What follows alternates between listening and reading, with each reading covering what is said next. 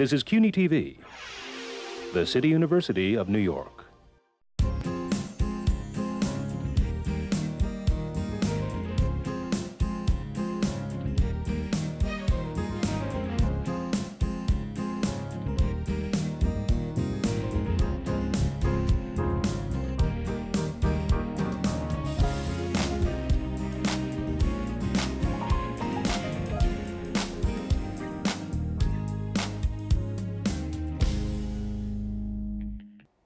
Hello, I'm Ronnie Eldridge. Welcome to Eldridge & Company.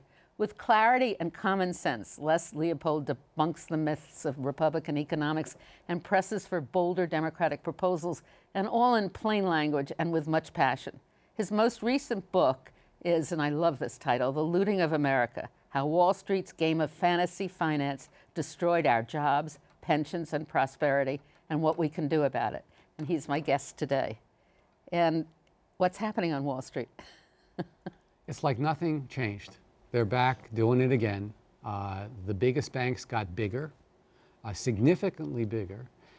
They have not had to pay for the damage that they've done, and that's the shame of it all. You mean financially or criminally? Both.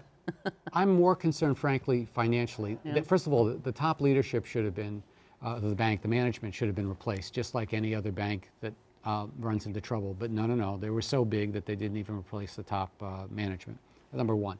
Number two, they should be paying long-term reparations payments to the American people. I mean, instead, we're having these pseudo-arguments about debt, most of which, or a lot of it, was created because of the Wall Street crash, and they're walking off scot-free. It's a tragedy. When you say about the debt, it's a big issue in the campaign.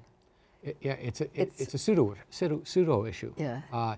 There would be no debt at all if it weren't for the Bush tax cuts, the Wall Street crash, and the two unfunded wars. It has nothing to do with Social Security. It has nothing to do with Medicare or Medicaid.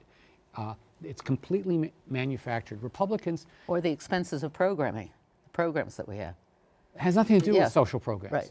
Right. Republicans use debt, and they've been doing this since the Reagan administration. They like to run up debt because then, first of all, the debt ends up in wealthy people's pockets usually, and then they use the debt issue to destroy the social safety net, which they don't believe in for ideological and, it seems to me, almost religious reasons. Well, what is it, do you think? I mean, I've been thinking about this a lot because the Republicans, I mean, they are proposing a very cruel kind of system. What makes it that way? You know, I asked you before, I think, is it rugged individualism? Is that the tradition that we have?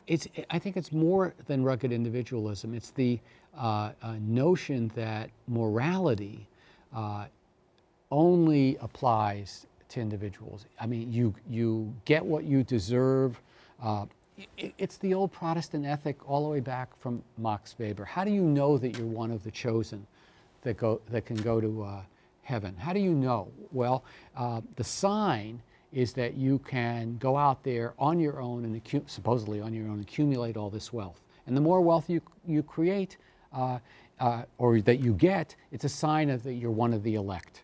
And that they actually believe that communitarian principles, the idea of a commonwealth, all the things that bring us together as a community, that those things are destructive to individual development and growth. Do you think it shows an immaturity in this country? I mean, there are rich people in Europe, and they make a lot of money. And of course, there are poor people, but they sponsor and have programs that make ours look, what do they make us look? We look so ungenerous. Well, it's very interesting. There have been these studies done when they ask people in kind of a blind experiment, what distribution of wealth do they think would be fair in America? And 90% of the respondents, 90 plus, come up with a distribution of wealth that looks like Sweden's. It's interesting. Which?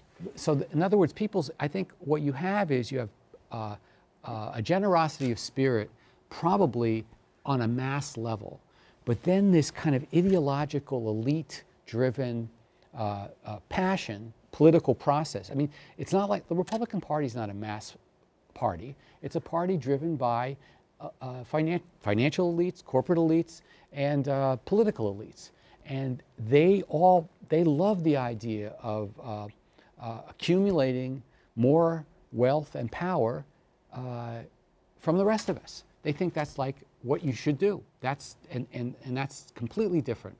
And then when they make and some of them make massive grants and contributions to different charities or different things, they do, but it becomes a personal thing, and I'm helping you. It's a ego. It's a look down. Yeah, it's not a kind of belief that everybody should be.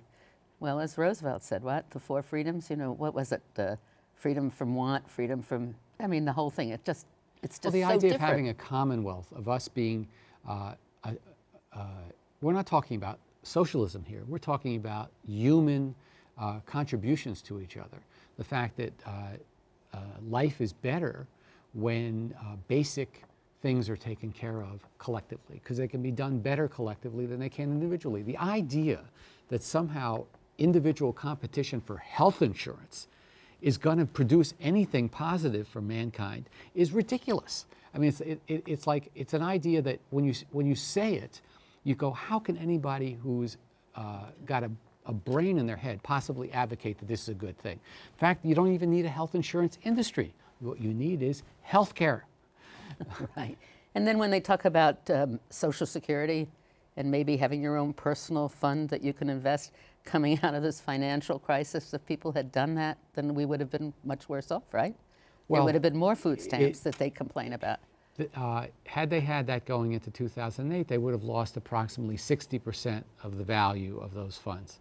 And so anybody that wanted to try to retire or live off those funds during that last, that 3-4 year period would have seen their pension demolished. Look, that's another one that boggles the mind. Why would anybody in their right mind want to give public money that you've taken out of your check and put in public trust? Why would you want to give that to Wall Street? How have they earned the respect of the American people? I mean, it's ridiculous. Yeah. I mean, we should be taking money out of Wall Street, not putting money into Wall Street. Wall Street finance in this country is way too big for the size of the economy. It's metastasized. It's become a casino. It still is a casino. We need to take money out of Wall Street, put it into Main Street. And one of the disappointing things in this campaign is that that's not being discussed. One of the key items that ought to be discussed is a financial transaction tax, a Robin Hood tax. I don't like to call it a Robin Hood tax, really, because it's really a speculation tax. It's a very small sales tax on each and every transaction, financial transaction, buying and selling derivatives, buying and selling stocks. These companies that buy and sell millions of stocks within a second. Well, a little tax on that would produce something like $150, $170 billion a year.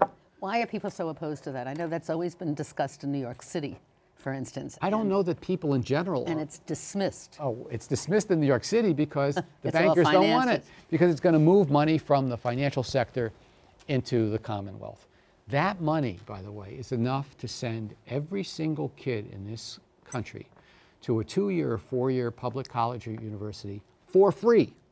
Everything would be like the old CCNY, all across the country, like California system used to be, like the Wisconsin system used to be.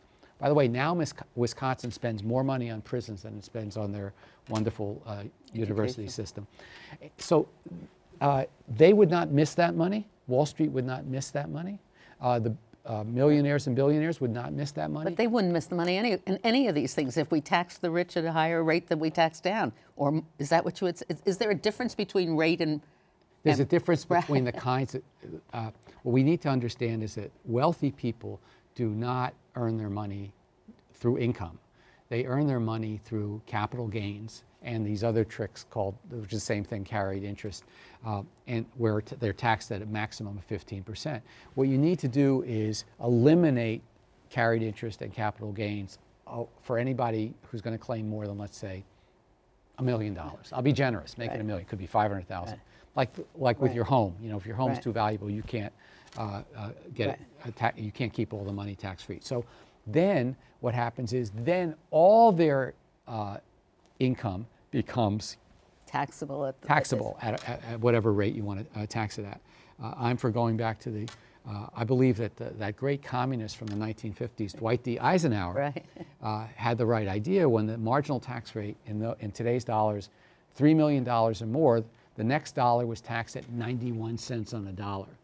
Because we believed as a nation, all the way from after the Great Depression in the 30s, the 40s, the 50s, 60s, by the way, Kennedy dropped the rate to 70%, and it stayed that way all the way through Nixon.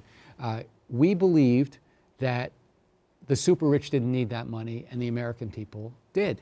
And that's, for better or for worse, that funded the Cold War, the highway system, the educational system, and it helped transform America and the most vibrant economy in the world. What made it change was when we ran into trouble in the 70s, when we had the Vietnam War wasn't paid for, led to inflation. We had all these bases all over the world, all these dollars floating around the world. It debased the currency. We had an inflationary environment, and then we ended up with unemployment at the same time. We had stagflation. Then we had the Arab oil boycott. We had a lot of things going on. We had competition from other countries again. Germany, Japan were on their feet. It was a very intense period. And what happened was a group of policymakers and economists led by Milton Friedman said, you know what? We have a plan to get you out of this. And the plan is very simple. Deregulate, and especially deregulate finance, get the government right. At that point, we had our foot on the neck of Wall Street. By the way, wages in Wall Street during this whole period, 1929 to 1970, the wages in Wall Street and the wages anywhere else in the economy were the same. There were no super profits in Wall Street. It's just, if you were well educated, you did well there, you did well everywhere else. Anyway, the plan was cut taxes on the super rich and deregulate. And that was supposed to create a huge investment boom, make all boats rise. And at that point, that was unleashing the wealthy in the United States because they got such enormous tax breaks from that point forward. And the deregulation was really French for crushing unions.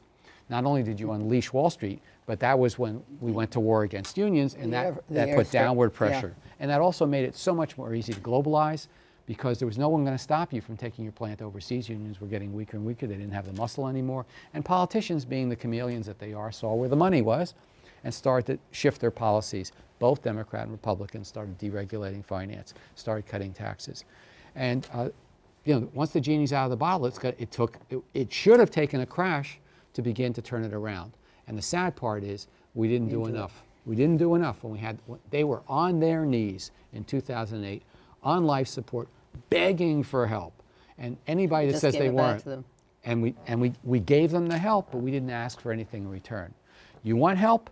First of all, you retire. New people come in to take over, and we're going to take, we're going to institute this financial transaction tax. You're not going to oppose it. We're going to change the capital gains laws. We're going to do these things so that you pay us back for all the damage you've done. Because it wasn't just the loans. They killed 8 million jobs in a matter of months. When they froze up because of all that financial garbage that was on their book, all the games they played, all the casino stuff, the fantasy finance that I write about in my book, all that stuff had taken down the economy. 8 million jobs lost in 6 to 9 months. And we're paying it back. And now we're told, oh, there's a big debt, and we're paying back Wall Street's collapse. We're paying it back. While they're getting their bonuses and higher salaries. Like nothing happened. We fire all public employees. 650,000 employees in the last 3 years we've laid off, which was a criminal to do that. But I say, my line is simple. Make Wall Street pay for the damage it did. And I think you could unite a huge number of Americans behind Now, why are people so greedy, do you think? I am sickened when I read about real estate, that somebody's bought a condominium that's worth $50 million, 65. What do they? Let me ask you, something changed before this cut taxes stuff, cut regulations came in. Were people not greedy in the 1960s?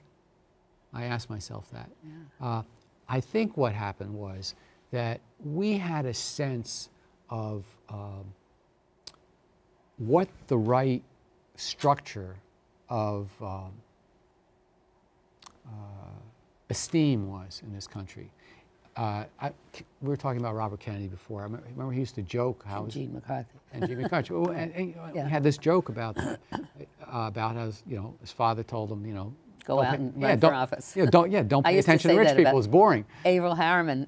No, I always say Averell Harriman ran for governor because his psychiatrist told him to do it or something. Do something valuable. Right, but Kennedy had a more of a mission than I think. Well, but I think people thought that public service was an honorable thing. Because I certainly grew up that way. I grew up that way as well. And the idea of making money for its own sake was something you may be forced to do, or you may to support your family. But the idea of public service, making the world a slightly better place, was important. Now, what Milton Friedman did was he wrote this very famous New York Times Sunday magazine piece in 1970, I think it was, or 69, and he was railing against this idea of social responsibility in business.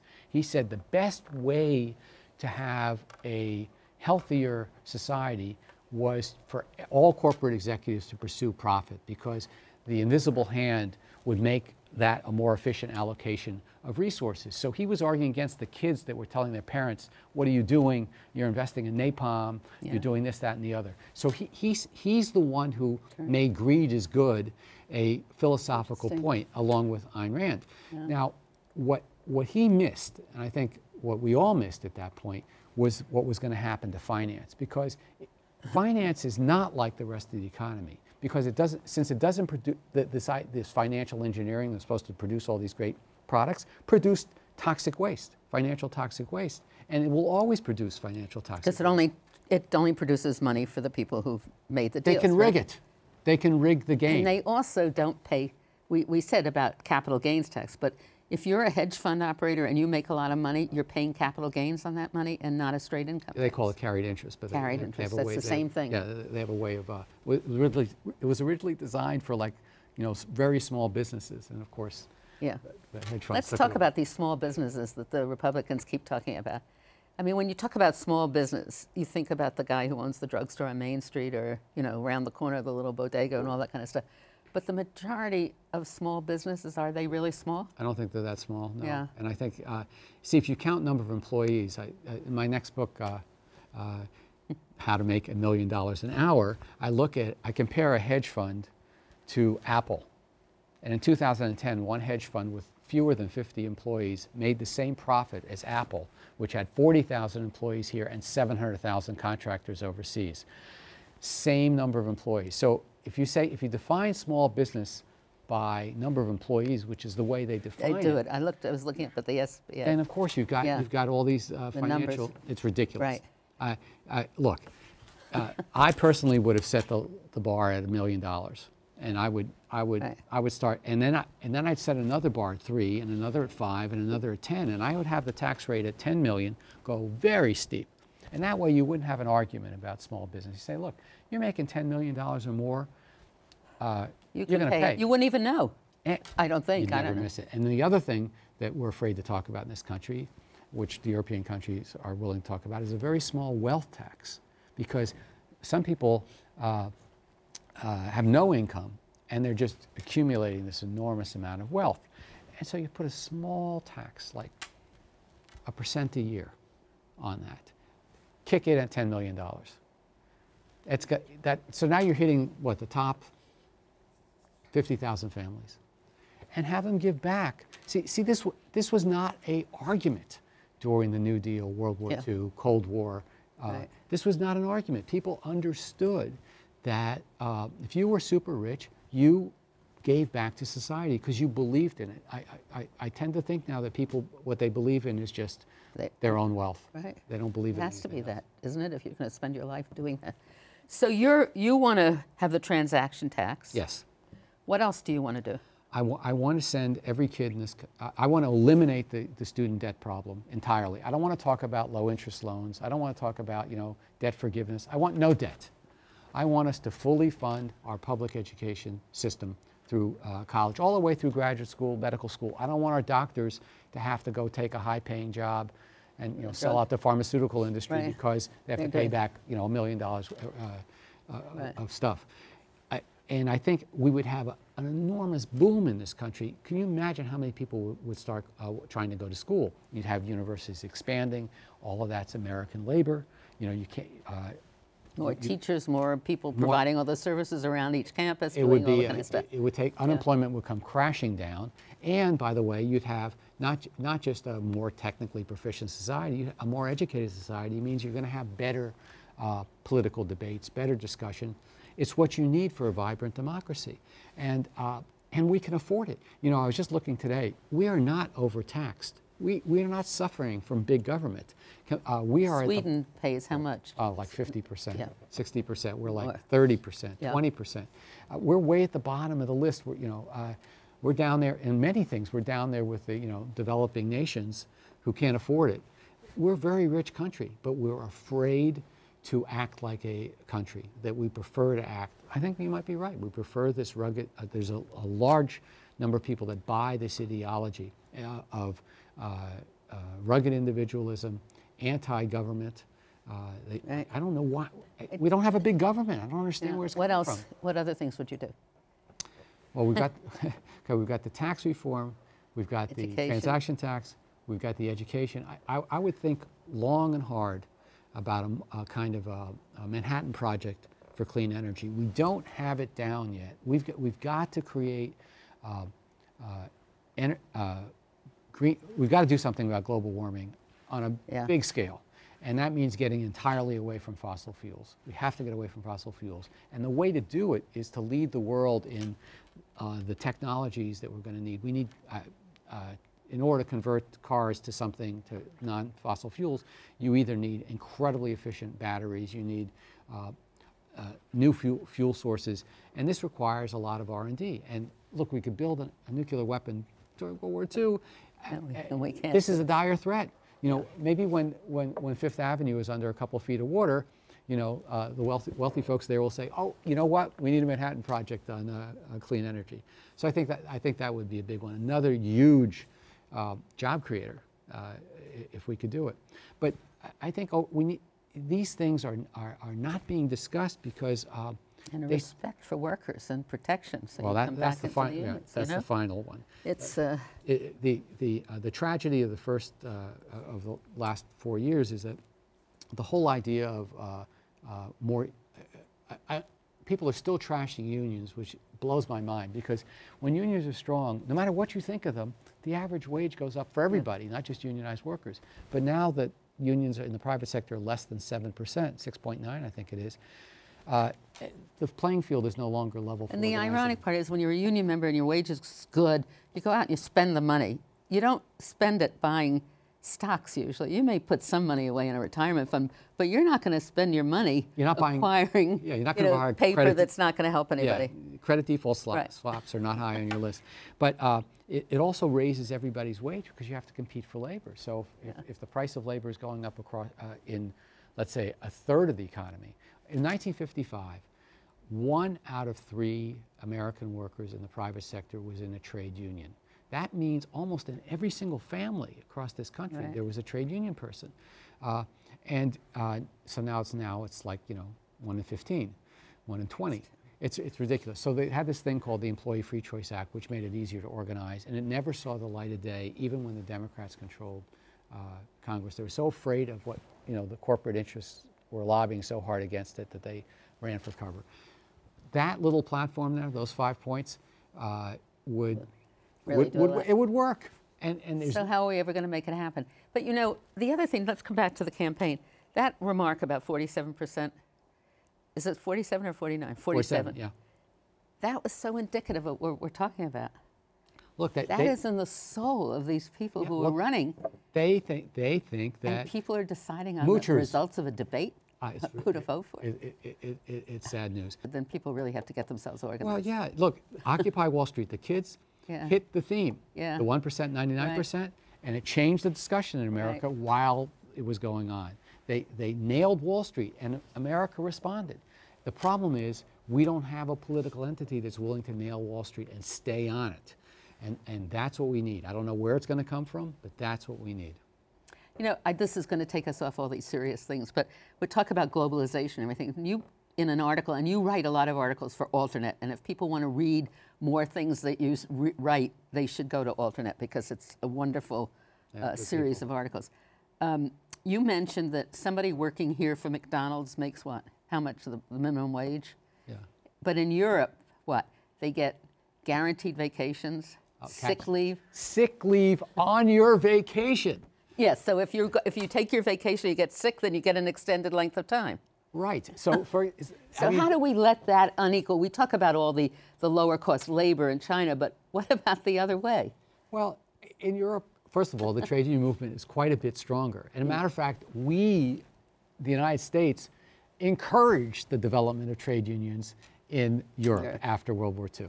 And so they're much stronger. So the idea of a social safety net is built in, and then logic prevails. You go on vacation, and the first, on your way packing, you trip down the stairs and you break your leg. You can't go on vacation. They give you another vacation. Now you're on sick leave, and your vacation starts when you're better. Now, that's just a humanitarian gesture. Here, my God, if we did something like that, well, the idea of having mandatory paid vacation, most countries in Europe, it's a month. You get a month. In Germany, look, Germany is the most similar economy in terms, and it's doing better than the United States in many respects in terms of manufacturing. They have a much higher tax rate, and you get 5 weeks off, 6 weeks off in many industries in Germany. And guess what? They're doing just fine. They have wonderful apprenticeship programs. They take people who aren't going to college, they take them out of high school, and they train them. They have policies that keep industry working in their countries. They have very high levels of employment. You think we could learn, if we weren't, the thing that's talking about, one of the Alternate guys about doing a book together about American exceptionalism. We're so hung up that we've got to be the biggest and best in the world that we miss learning. You have to be a little more humble. You can learn from these other countries. We're going to talk more about how people should go about organizing to achieve the goals that you so passionately express. Be my pleasure. Thank you, sir. Thank you.